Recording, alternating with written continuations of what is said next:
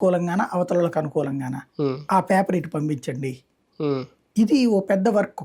అవును. ఒకప్పుడు చంద్రబాబు గారు చేసింది అది. అంటే చంద్రబాబు నాయుడు గారిది గతంలో 2004కి ముందు ముఖ్యమంత్రిగా ఉన్నటువంటి సందర్భంలో ఉమ్. డైరెక్ట్గా ఫోన్ కాల్ సిస్టమ్ ఉంటాయి, లేదా టీవీ ఛానళ్ళలో కానీ పేపర్లో కానీ ఒక వార్త వచ్చిందంటే వెంటనే ఆ కన్సర్న్ అధికారికి అది వెళ్ళేది. ఉమ్. ఆ తర్వాత ఆ అధికారి కన్సర్న్ వివరణ ఇవ్వాలి. ఉమ్. ఇది పత్రికల్లో కూడా 2 రోజులు ఫోకస్ కావాలి. అవును. అది సెటరేట్ కాకపోతే కనుక దాని మీద సీరియస్ అయ్యి ఉండేది.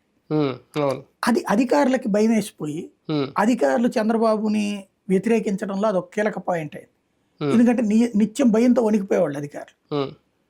అందువల్లనే తాను ఓడిపోయానని భావించినటువంటి చంద్రబాబు 2014 తర్వాత చేయలే. ఇప్పుడు స్పందన అనేది గవర్నమెంట్ తీసేసి మీకోసమని ఇప్పుడు పెట్టింది స్పందన ప్లేస్ లో పెట్టింది ప్రజా పరిష్కారాల వేదిక అని పెట్టారు. ప్రజా పరిష్కారాల వేదిక, దానికి వెబ్సైట్ పేరు కూడా పెట్టుకోవచ్చు ఓవరాల్.